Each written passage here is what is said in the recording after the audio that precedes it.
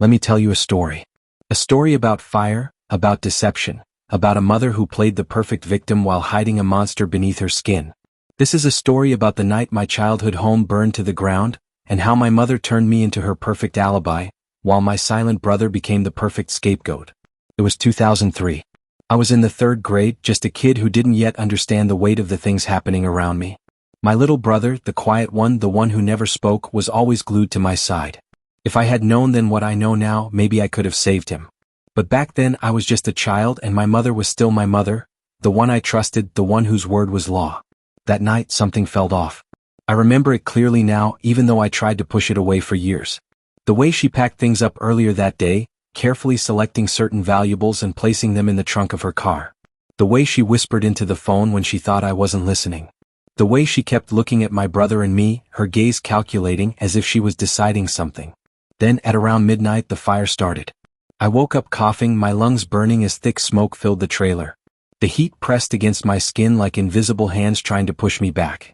Panic set in, but before I could react, my mother was there. Her hands wrapped around my wrist, yanking me forward. "You were with me," she hissed, her voice sharp even through the chaos. "Don't forget that." Behind us, my brother stood frozen, his wide, vacant eyes reflecting the flames. He didn't move. He didn't cry. He just stood there watching as if hypnotized by the destruction. The neighbors rushed out as the sirens blared in the distance. My mother collapsed into their arms, sobbing hysterically, shaking like a leaf in a storm. "My babies," she wailed. I tried to save everything, but she choked on a sob, burying her face in her hands. She was so good at it. The performance. The trembling lips, the glistening tears, the way she gasped for breath as if her heart were truly breaking. And people believed her. They pitied her. They comforted her. They never once questioned why the fireproof boxes had been packed in her car before the fire even started. They never noticed that the smoke alarms had been disabled. And when the insurance money came through, when the charities flooded her with donations, when people showered her with sympathy and gifts and food, she smiled. Not a wide smile, not obvious, but a small one. A smirk hidden beneath her grief. The authorities barely investigated. Fires happen. Trailers go up in flames so easily. And my mother was so convincing in her despair. But the thing that haunted me the most wasn't the fire. It wasn't the lie. It was the way she let them blame my brother. He was nonverbal. He couldn't defend himself, couldn't say a word when people started whispering that maybe, just maybe, he had done something to start it. Kids play with matches. Accidents happen. She never corrected them. Never defended him. Never looked at him the same way again. And I never forgot. This is only the beginning. A single ember in a wildfire of secrets. Because that night, something inside me started to burn too. And it never went out. Part 2. Echoes in the Ashes ****. Let me tell you a story. A story about the weight of silence, about the ghosts that linger in the charred remains of a life burned away. The fire had taken everything, our home, our belongings, our innocence. But it had left something behind, something no one could see but me. It was the look in my brother's eyes, the deep, hollow stare of someone who had been erased. In the weeks that followed, we moved to a new town, a fresh start. Or at least that's what my mother called it. She basked in the sympathy, the charity, the kindness of strangers who knew nothing of the truth. And I played my part, the grieving child, the obedient daughter, while my brother faded further into himself. But something wasn't right. The nightmares started almost immediately. Dreams of flames that whispered my name, shadows that flickered just out of reach.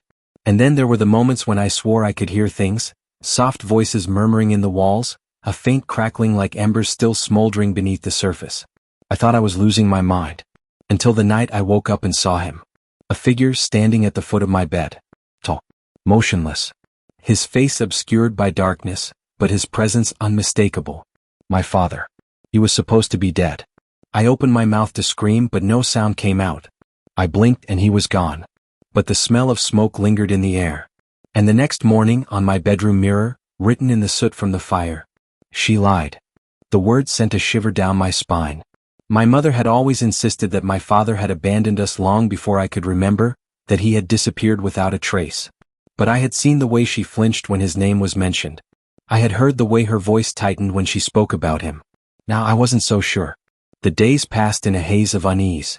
My mother played her role perfectly, charming the neighbors, securing a job at a local diner, ensuring we were seen as the unfortunate victims of a cruel twist of fate. But behind closed doors the mask slipped. I saw it in the way she looked at my brother, the sharpness in her eyes, the impatience in her voice. I felt it in the way she watched me, waiting as if she expected something. And the whispers grew louder. One night I found my brother standing by the window, staring out into the darkness. His face was unreadable, his body rigid. "What are you looking at?" I whispered. He didn't respond. He never did. But he lifted his hand and pointed. I followed his gaze. There, across the street, under the glow of the flickering street lamp, stood the same tall figure I had seen in my room. So, watching. I blinked and he was gone. My heart pounded in my chest. I turned back to my brother, but he had already retreated to his bed, pulling the covers over his head. I barely slept that night. The next morning I confronted my mother. "There's someone watching us," I said. "I saw him." She barely looked up from her coffee. "You're imagining things." "I'm not." I hesitated, then added, "I think it's Dad." The cup slipped from her fingers, shattering against the floor. For the first time in my life, I saw fear in my mother's eyes. "Don't be ridiculous," she snapped. But her hands were trembling. She lied. I knew it then with absolute certainty. She had lied about my father. About the fire. About everything. That night I waited. I stayed up, watching the window, listening to the silence. At exactly 3:17 a.m., the whispers returned. Louder this time. Insistent. Urgent. I climbed out of bed, moving toward my brother's room. The door was ajar. I pushed it open. And froze. He was gone. The window was open, the curtains fluttering in the cold night air. Panic surged through me as I rushed forward, leaning out, scanning the darkness. A single footprint was visible in the mud beneath the window. Small. Bare. My brother's. And next to it a larger print. Not barefoot. A boot. The street lamp flickered again and I saw him. The figure. Standing at the edge of the woods. Holding my brother's hand. And then, in the blink of an eye, they were gone. Part 3. Shadows in the Fog. Let me tell you a story. A story about vanishing footprints, about the weight of silence pressing down like a storm about to break. A story about how my brother was taken from me that night, and how my mother's lies ran deeper than I ever imagined. The second I saw them disappear into the woods, something in me snapped. I didn't think. I just ran. Barefoot, through the damp grass and onto the cold pavement, my breath coming out in ragged gasps. My brother was out there, somewhere in the dark, with the figure who had haunted my nightmares. The figure my mother refused to acknowledge. I didn't care if I was scared. I didn't care if my lungs burned or my feet ached. I had to find him. The woods were suffocating in the darkness. The trees stretched high above me, their gnarled branches clawing at the sky. Every step I took was swallowed by the damp earth, my pulse hammering in my ears. I followed the footprints, the only sign that my brother had been here at all.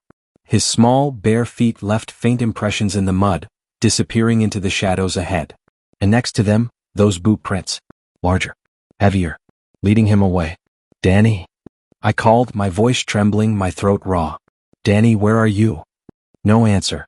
Only the whisper of wind through the trees. And then, a sound. A branch snapping somewhere deeper in the woods. My stomach twisted. I wasn't alone. A shadow moved between the trees, silent but deliberate. My breath hitched. I pressed myself against the rough bark of an oak, trying to slow my pounding heart. Whoever had taken my brother was still here. Watching. Waiting. And then, just beyond the clearing, I saw it. A small cabin half hidden in the fog, its windows dark and empty. The kind of place that didn't belong in the world of the living. The footprints led straight to the door. My hands trembled as I reached for the handle. It was cold. Unyielding. But unlocked. I pushed it open, the creaking hinge cutting through the silence like a blade. Inside, the air was stale, thick with the scent of old wood and something metallic. Something I didn't want to name. The room was sparse, just a table, a single chair, and a fireplace that had long since turned to ash. And then I saw him. Danny. Curled in the corner, his arms wrapped tightly around himself, rocking slightly. His eyes were wide but vacant, staring at something I couldn't see. His lips moved but no sound came out. Relief crashed over me in waves, but something still felt wrong. My gut screamed at me to get out, to take my brother and run. But then, a voice. Oh, rough. Right behind me. "You shouldn't be here." I froze. The hairs on the back of my neck stood on end. My fingers twitched toward Danny, but I couldn't move. Slowly I turned. The man standing before me was tall, his face half hidden in the dim light. His clothes were worn, covered in dirt and dried leaves, as if he had been living in the forest itself. But it was his eyes that sent ice through my veins. They were familiar. Too familiar. He took a step closer. I could hear his breathing, slow and deliberate. "Did she tell you I was dead?" he asked. My heart stopped. I opened my mouth, but no words came out. I couldn't breathe. I couldn't think. Because I knew that voice. I knew those eyes. I had seen them in the reflection of my own. My father wasn't dead. He was standing right in front of me. Part 4. The Lies That Bind. Let me tell you a story. A story about broken truths, about the weight of secrets that rot from the inside. A story about standing face to face with a ghost that was never supposed to exist. My father wasn't dead. He was standing right in front of me. My mind struggled to process the truth, but the evidence was undeniable. The lines on his face, the sharp cut of his jaw, the way his gaze bore into me like he was seeing a ghost of his own. It was him. I stumbled back, reaching for Danny without taking my eyes off the man before me. My brother hadn't moved, his small frame still trembling in the corner, his breath coming in short, shallow gasps. "How?" My voice came out barely above a whisper. "Mom," she said. "She lied," he said, his voice dark and brittle, carrying the weight of something far older than just the years that had passed between us. "She's been lying for a long time." My throat tightened. "Then why are you here? Why did you take him?" His jaw clenched. "I didn't take him. He came to me." I shook my head, my grip on Danny tightening. "That's not possible. He doesn't go anywhere." My father's expression darkened. "You don't know everything about your brother. Just like you don't know everything about her." A chill ran down my spine. He was talking about Mom. The woman who had raised us. The woman who had told me our father was nothing but a distant nightmare, a name spoken only in whispers. But if she had lied about him being dead, what else had she lied about? "I don't believe you," I said, forcing steel into my voice. She wouldn't do that." His lips pressed into a thin line, his gaze flickering past me toward Danny. "Then why do you think he ran?" I faltered. I turned to Danny, who was still curled into himself, his eyes distant, unfocused. He hadn't reacted to anything. Not my fear. Not my father's presence. Not the panic vibrating in the air around us. I crouched beside him, placing a hand on his shoulder. "Danny? Can you hear me?" He didn't respond, but his lips moved slightly, barely forming words. I leaned in closer, my heart hammering in my chest. "She's watching," he whispered. A cold wave of terror crashed over me. I turned sharply toward my father, but he was already moving, reaching for the lantern hanging on the wall. "We have to go," he said, urgency in his voice. "Now." I hesitated. Every instinct in my body screamed not to trust him, but Danny wasn't okay. He had come here for a reason. And if there was even the slightest chance that my mother was hiding something, that there was more to this than I understood, I couldn't ignore it. I swallowed hard, my pulse racing. "Where are we going?" My father lifted the lantern, his face illuminated in the flickering glow. "Somewhere safe. Somewhere she can't reach us." I cast one last look at the cabin, at the dark, empty walls that seemed to whisper with the weight of the past. Then I grabbed Danny's hand and followed my father into the night. Part 5. Run until the dawn. Let me tell you a story. A story about escape, about the dead of night swallowing secrets whole. A story about running through the darkness, not knowing whether we were heading towards safety, or straight into another nightmare. My father moved quickly, his long strides cutting through the undergrowth without hesitation. He held the lantern low, just enough to illuminate the ground without giving away too much of our position. Danny's small hand was clammy in mine, his fingers twitching every few seconds, as if he was on the verge of slipping away from reality altogether. I tightened my grip, trying to anchor him, to anchor both of us. "Where are we going?" I asked, my voice barely above a whisper. My father didn't stop. "Far enough that she can't find us." The words made my stomach tighten. I had spent my entire life believing my father was dead. Now, here he was, dragging us through the forest like some hunted animal, warning us about the woman who had raised me. A woman who had clothed me, fed me, bandaged my knees when I fell. But now, a terrible thought was creeping into my mind, insidious and unshakable. Had I ever truly known my mother? A sound cut through the stillness. A sharp crack, like a branch snapping beneath a heavy boot. I stopped breathing. My father froze, his head snapping toward the noise. He shoved the lantern into my hands and pressed a single finger to his lips. "Be silent." I strained my ears, trying to hear past the deafening thrum of my own pulse. For a moment there was nothing. Just the whisper of the wind threading through the trees. Then, another snap. Closer this time. Danny whimpered. My father moved fast. He scooped Danny up with one arm and grabbed my wrist with the other, yanking me forward. We ran. Branches clawed at my skin, the ground uneven beneath my feet. The lantern swung wildly in my grip, casting eerie, shifting shadows that seemed to stretch and reach for us. Behind us, the sounds of pursuit grew louder. A voice rang out in the night. Come back. Now. It was her. My blood turned to ice. My father didn't stop. He didn't slow. He only tightened his grip and pushed forward, faster, deeper into the woods. Dad, I gasped, but the moment I spoke, the first shot rang out. The gunfire split the night in two. Birds erupted from the trees in a frenzy. My ears rang from the sharp crack of it. Something whistled past my cheek, so close I felt the air shift as it passed. I screamed, ducking instinctively, my fingers digging into Danny's sleeve. My father veered left, jerking us off the barely visible path and into denser foliage. He didn't say a word. He didn't need to. The urgency in his movements told me everything. We were running out of time. The trees opened into a clearing, a sliver of moonlight illuminating the space beyond. And there at the far edge was a car. Rusted. But real. Our way out. A second shot cracked through the air. This one struck a tree just inches from my father's shoulder, bark exploding outward in a shower of splinters.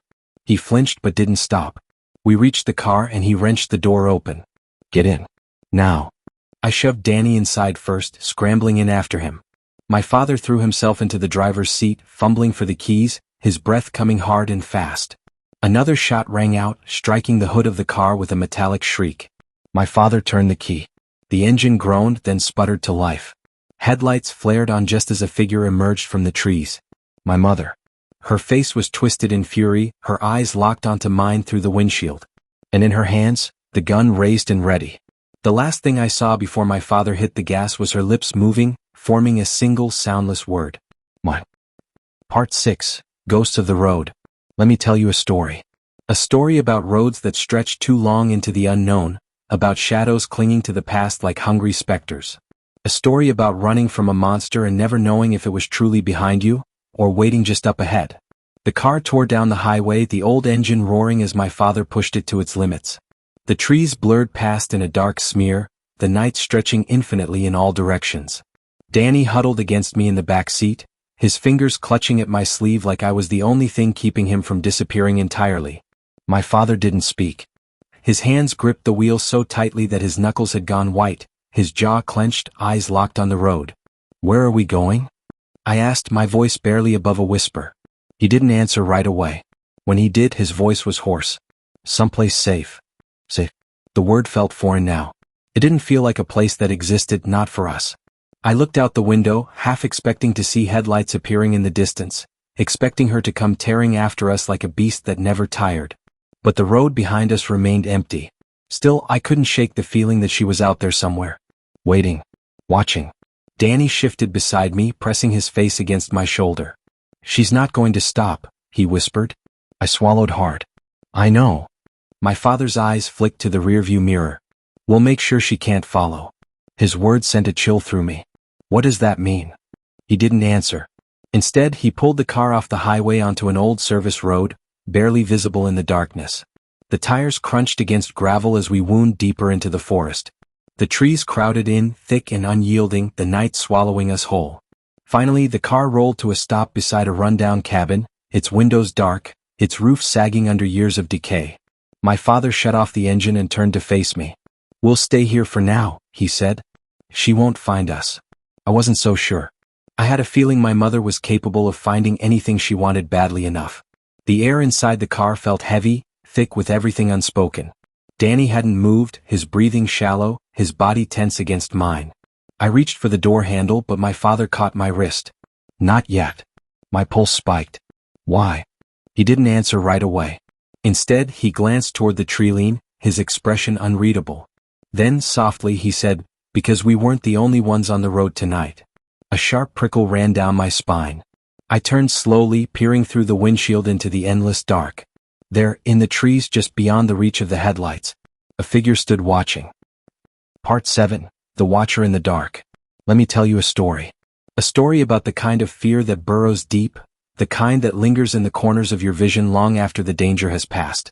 A story about the things that lurk just beyond the trees, waiting for you to make a mistake. The figure didn't move. I could barely breathe, my heart hammering against my ribs as I tried to make sense of what I was seeing. The shape was too distant to make out clearly, just a tall, unmoving shadow against the backdrop of the forest. But I knew, deep in my bones, that whoever it was had been watching us long before we had even noticed. My father's grip on my wrist tightened. "Stay in the car," he murmured. His voice was steady, but I could hear the tension running beneath it, coiled and ready to spring. Danny stirred beside me, his breath hitching in his throat. "Who is that?" "I don't know," my father said. "But we're not waiting to find out." He moved fast. He reached beneath the driver's seat, pulling out something metal and heavy, a rusted old revolver. My stomach turned at the sight of it. I had never seen him hold a gun before, never imagined him as someone who even knew how to use one. But the way he handled it, the surety in his grip, told me this wasn't the first time. "What are you going to do?" I whispered. "Stay here," he repeated. "Lock the doors. If anything happens." He didn't finish. He didn't have to. He pushed the door open, stepping out into the night. The second his boots hit the ground, the figure in the trees moved. Not forward. Not back. Just shifting. A slow tilt of the head like it was considering him. The air felt thick, charged with something unseen but undeniable. I pressed my hand against the window, my breath fogging up the glass. Every instinct in me screamed to grab my father and drag him back inside, to tell him to drive, to never stop driving. Instead, I could only watch. "Hey," my father called. His voice was firm, unwavering. "You lost." No answer. He took a step forward. The gun stayed lowered, but his posture was tense, his body a tightly coiled wire. "Don't get any closer," I whispered as if he could hear me, as if it would make a difference. The figure finally moved. Not a step. Not a lunge. It dropped to all fours. My breath caught in my throat. My father froze. And then it ran. Not toward him. Toward us. Part 8, The Chase. Let me tell you a story. A story about fear that seizes your lungs, turning breath into something foreign. A story about running when there's nowhere left to run. The thing charging toward us wasn't human. I knew that in my gut before my brain could fully process it. The way it moved, too fast, too smooth, was unnatural. Its limbs pumped like an animal's, its long fingers clawing at the dirt as it closed the distance between us in seconds. Danny whimpered, his small hands clutching at my arm like a lifeline. "Dad!" I screamed. My father reacted instantly. He raised the revolver and fired. The gunshot cracked through the night like thunder, echoing through the trees. The thing didn't stop. It barely even flinched. Another shot. This time I saw it hit. The creature's shoulder jerked back, but it kept coming, its black eyes locked onto us. My father fired a third time, aiming lower. A strangled, inhuman shriek tore through the air as the thing staggered. Its body twisted in a way that no body should, its limbs spasming as it fell to the ground just feet from the car. Silence. For a long, terrible moment, none of us moved. My father kept the gun trained on the creature, his breathing harsh, ragged. The wound in its side oozed something dark and thick, too viscous to be just blood. Then it twitched. A shudder ran through it, then another. Its fingers curled against the dirt, clawing for purchase. It was trying to get up. "Go." My father's voice was raw. "Drive. Now." I fumbled with the keys, my fingers shaking as I jammed them into the ignition. The engine roared to life, the headlights flaring against the trees.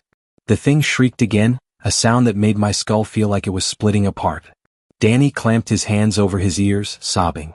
My father jumped into the passenger seat just as I slammed my foot against the gas. The tires screeched against the gravel, sending up a cloud of dust as we sped away from the cabin, from the thing still writhing on the ground behind us. I glanced in the rearview mirror just once. The creature had risen to its feet, and it was still watching us. Part 9, The Final Stand. Let me tell you a story.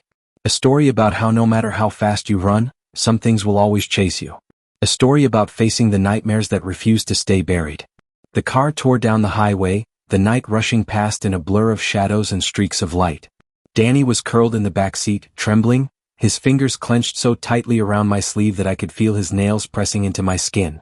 My father kept glancing into the rearview mirror, his knuckles bone white against the steering wheel. "It's still following us," he muttered. I swallowed hard and forced myself to look. In the distance, barely visible in the shifting glow of the taillights, a figure moved along the road. Too fast. Too steady. The thing wasn't giving up. "We need to stop it," my father said. His voice was strained, each word spoken through gritted teeth. "How?"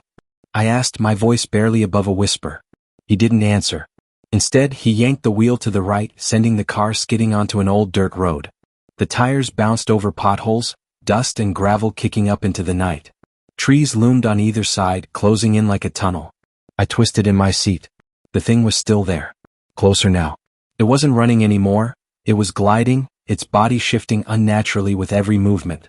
Then, just as suddenly as he had turned onto the road, my father slammed the brakes. The car screeched to a stop, the momentum nearly throwing me against the dashboard. Danny let out a small, panicked yelp. My father threw the door open and stepped out, the revolver once again gripped tightly in his hands. I hesitated, my pulse hammering in my ears before I followed. The creature stopped just beyond the reach of the headlights. Its black eyes gleamed, its mouth twisting into something almost human. Almost. "You're not supposed to be here," my father growled.